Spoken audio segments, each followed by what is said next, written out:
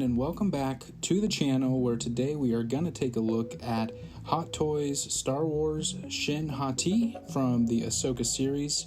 We're going to unbox and review this bad boy, take a look at everything she comes with, do some poses, and overall just have some fun with this. At the end, we're going to pick the worst thing and the best thing about this piece.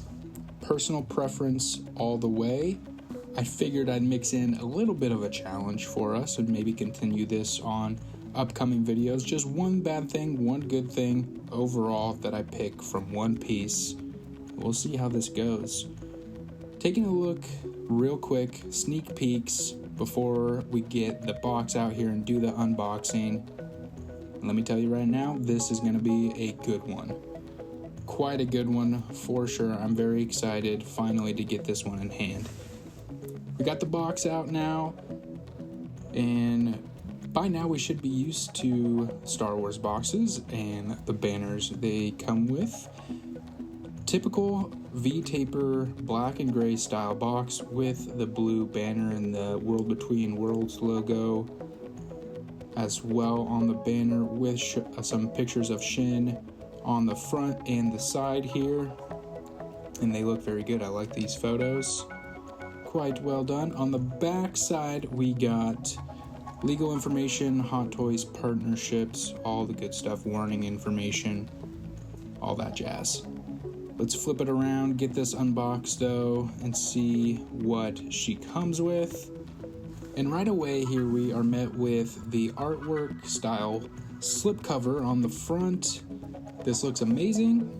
Really like the photo they went with here. It looks like reuse from the photo on the side that we just saw though, so there's that. It does say Star Wars Shin Hati at the bottom. I keep saying this, but I really want to put all of the slipcovers in like a collage style artwork on one of my walls or something like that. I don't know, we'll see what happens. Here we go though, getting the figure open and out of the box, fresh out of the box, and cannot beat that new Hot Toys smell. Hits you right in the face every time you open up the box. I'm super excited about Shin Hati though. This is going to be really fun. First impressions out of the box are quite good. Everything looks pretty on point here. I don't have anything bad to say right away, but you usually do, or you usually don't when you first get one of these figures in hand. Usually an exciting day. But let's take a look at all the accessories she comes with as well. This is everything here.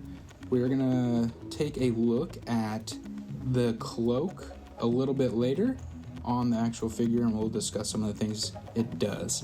But the hands, we got some hands, a pair of relaxed hands, and the gestures are a little bit different from side to side.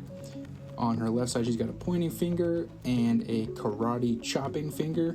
This is like a small gripping hand to grab the holo projector she comes with. We'll take a look at how that works here in a little bit. This hand is super weird. It's like a force grabbing hand. That's not the weird part. The weird part is the thumb looks like it's coming straight out of the palm.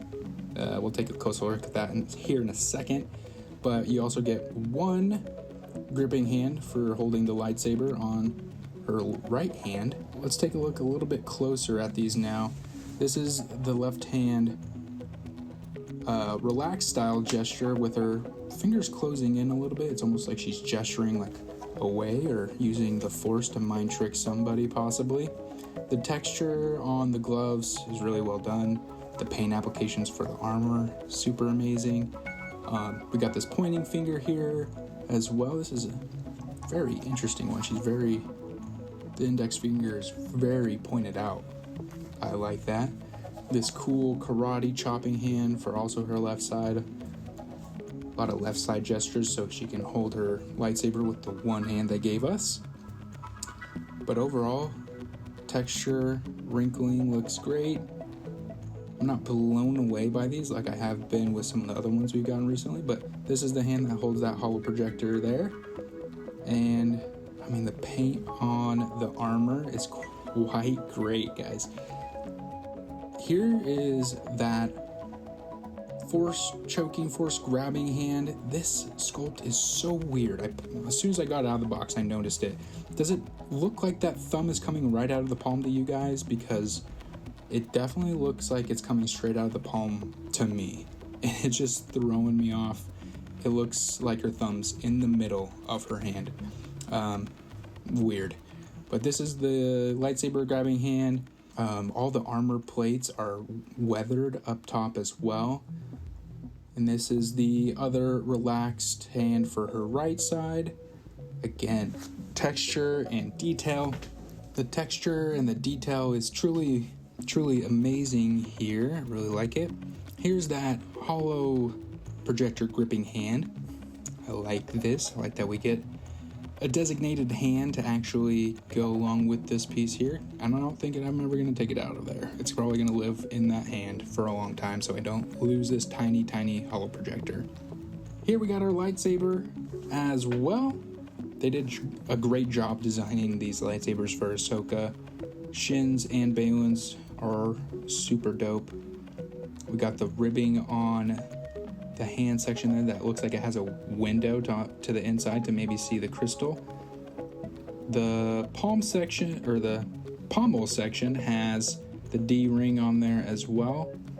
It is a little bit weathered in the cracks and crevices. There's like a wash to get in deep in there and bring out the extra detail.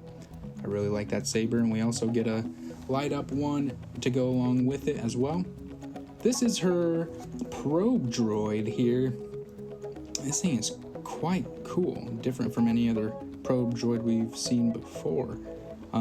Some light weathering on the white parts. Overall, it just looks like a little bit of a wash that went on it. On the port, we got a clear cylinder piece to plug into the bottom. That's going to plug into this base here. It's a little wobbly for me, so I'm not going to put it in there, have it fall over during the review. But yeah, this thing looks great. I really like that red eye on the front. It's like it's translucent, so you can see through it and almost see that there's some detail behind there as well. Next up, we got the blades. Orangish, reddish blades, very dull, very unsaturated, and frosty. I think they wanted that frost to come through when you're lighting it up, but it just looks pretty boring, honestly, without any lights going through it. Here's the fan swooshing blade to go along with that as well. Very cool. I actually don't mind these as much. I don't usually use them, but I don't mind having them. We also get a power junction box to go with a light up hilt with two style clips, one for the cross grabber, one to go on her belt.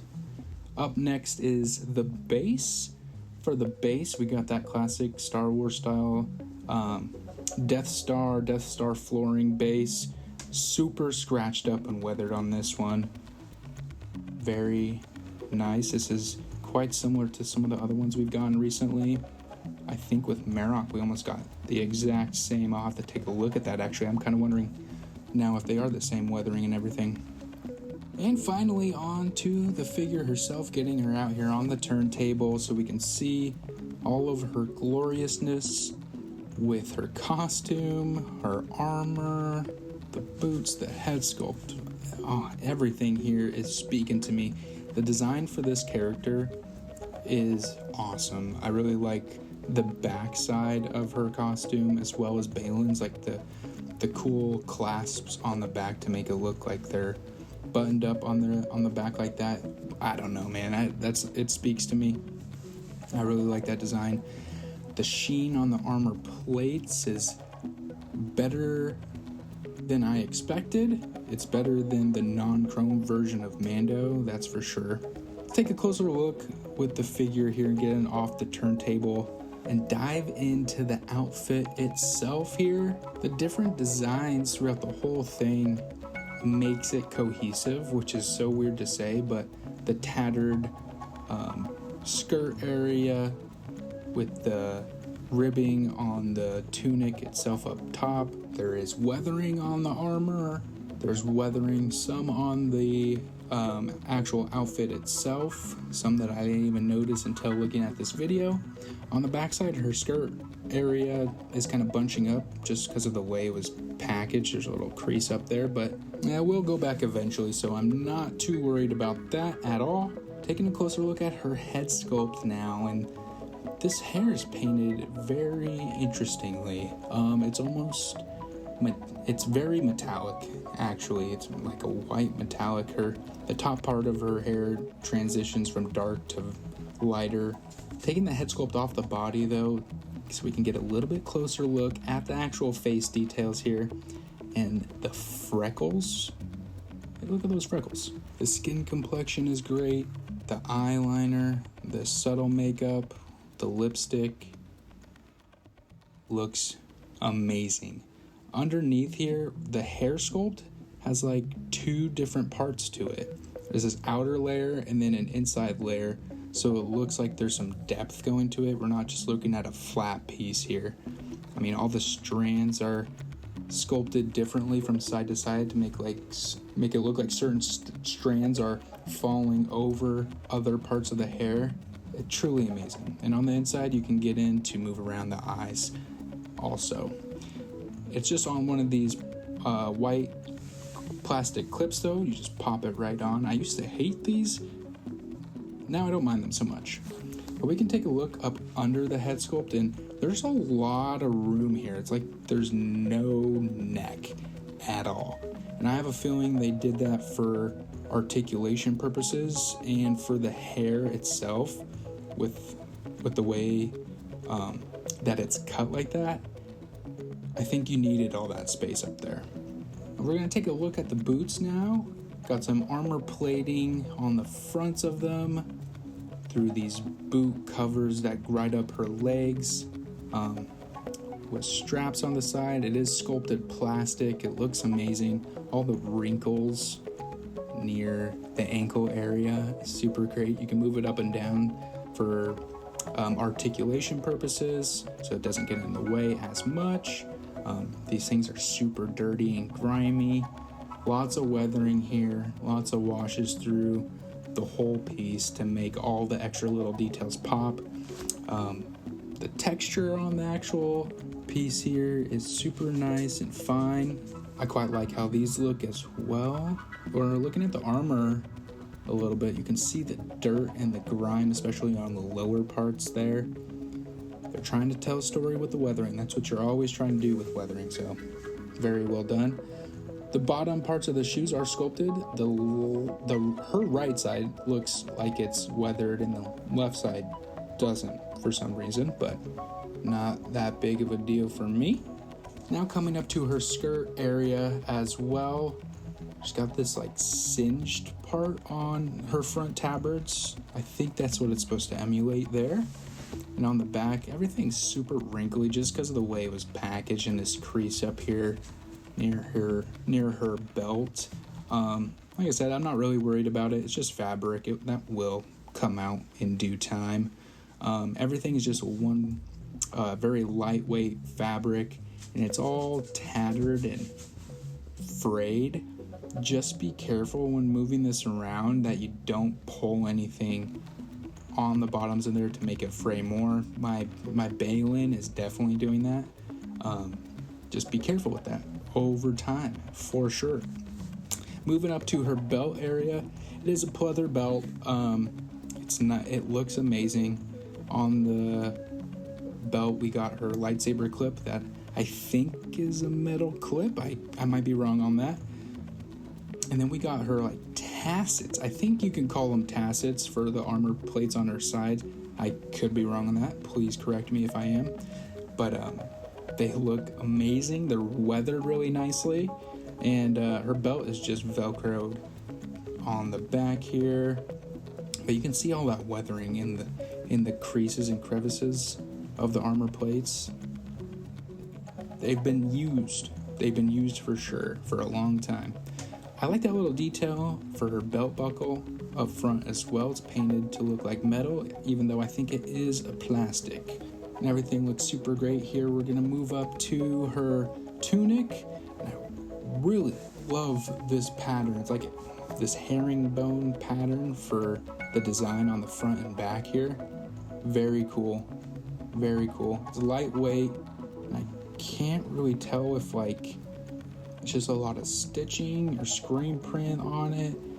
But the back, those buckles, clasps, they're all sculpted on as well. Truly amazing, guys. I mean, I don't know how you would even start this project with all this detail on just her tunic area. You can see the subtle weathering around the shoulder areas more so than the rest of the piece, but yeah, I don't even know where you would start with making something like this. It's truly very cool to look at. And then her shoulders, her armor plates are on Velcro for her shoulders so that they can be removed and put back on, especially when you're posing. It could help out a bit so that the armor's not getting in the way and pushing up against her body as much. Or it's just easier to take them off, pose her up, and then put them back on most of the time. Taking a look at her gauntlets now as well. Her gauntlets have this black part at the front of it to make it look like cloth is coming out of the bottom part that seamlessly goes into the glove. And just those parts of the gauntlet make the whole arm look lifelike. It's an extra little detail that they didn't necessarily have to do that makes a difference. On her other side here, we can see the gauntlet is quite weathered, same black little part to make it look like that cloth is coming through and making it look like one seamless piece here. And you can see all the buttons that she has on her gauntlet as well, some of them painted yellow, red, and white. And then there's a black wash weathering over the whole piece to bring out those extra details as well on the gauntlet. And now we're going to take a look at her with her cloak on finally. This might be the front runner for the best things about this figure for me. It's a lightweight, suede-like fabric that we get with most Jedi figures. There are wires in it, as you can see here. You can bend them, pose them, make them look like they're flowing in the wind. Very strong wires on this one too. That's what I love most about it. The hood is also wired up front. You can pose it, make it look pretty nice. It's not perfect, but if you work with it for a little bit, you can get it looking pretty decent for sure. I see, like, that doesn't look too bad, but it's just not perfect. There is a wire around the hood and the neck area as well. Oh, and there goes her head. All right. Yep. I did not push the neck piece all the way down on that connector, so that's one thing to watch out for as well. But there is a wire on the neck piece, so you can make it sit flush against her body and not make everything ride up. Make it actually look like gravity has some play here on this figure. But up top on her right shoulder, it looks like this part here is singed off as well, or it's like patchwork. I'm not too sure, but it's quite cool. Got wires on the back side as well, 2 of them running down the back, and the bottom of the cloak is weathered as well and tattered, nicely tattered. It's more uniform than it might look in the real world, but overall it looks pretty amazing, especially with that weathering, the speckling on there. Makes everything look a little bit more real, a little bit more used, and yeah, it's very cool. Everything else isn't weathered. Maybe some light weathering across the whole tunic would have been nice, but overall very cool. And at the top part, all you need to do to connect the 2 pieces and get it to stay is there is just a metal clip there. Let's take a look at the light up functions on these sabers that we get here. I just have the junction box going to the crotch grabber on the back. Let's check it with the studio lights on first, and then we'll check them with the studio lights off. Not great. The lights are pretty bright, everything's shining right down on it, on the figure herself, but not great. With the lights off, boom, okay, a little bit better here. It's not great. I'll say in person, it looks a little bit better. I'd rather have these than not have them at all, so there's that. All right, concluding on Shin Hati and going over some good, some bad, some not great. Overall, mostly just amazing because I do love this piece. It's hard to not get super hyped when you're getting new figures in. With looking over, multiple figures over this last month or so, I can really pick and choose like which ones I think I like more than the others.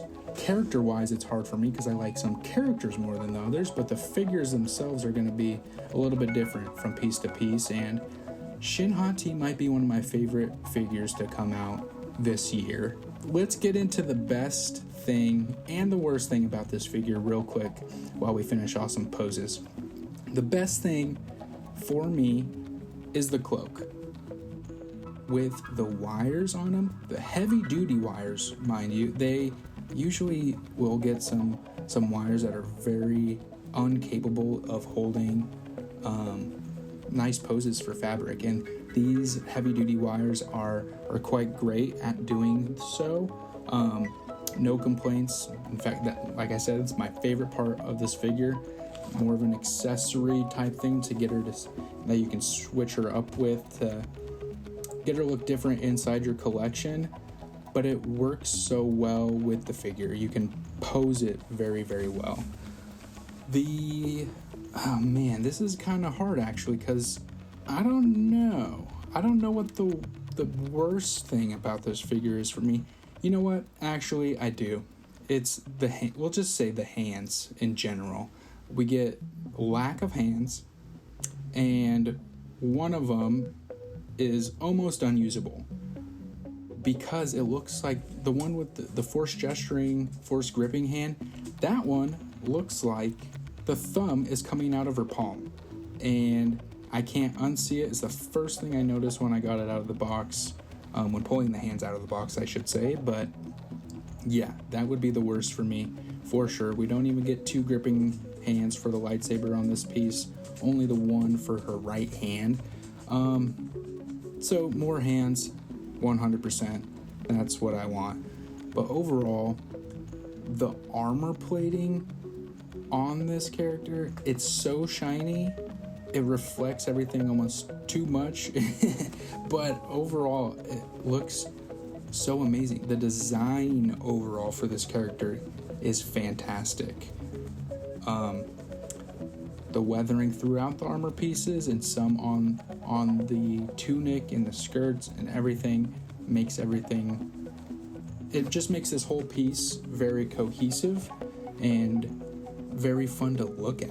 It's like no other Jedi or Sith that we've ever seen before, for one. I really, really like this figure, especially standing next to Baylan Skoll. That is a duo that I needed to have in my collection for sure. I'm very glad that Hot Toys decided to make these.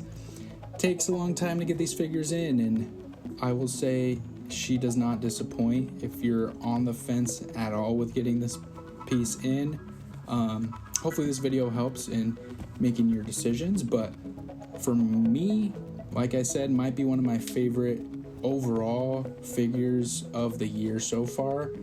The posing is very easy to do. The outfit looks amazing. We get a great head sculpt. The head sculpt is fantastic. I was a little iffy on it, but overall, I have no complaints with the head sculpt. The hair is painted on very nicely. It's very metallic and almost translucent-like, and it just sells her look from almost every angle. The moving eyes especially too makes the figure pop with every single pose. Thank goodness for moving eyes, because I don't know what we would have done without them. But heck yeah, guys, this has been a super fun video for me. I hope you guys all enjoy. We will see you very soon in the next one. Thank you. Take care.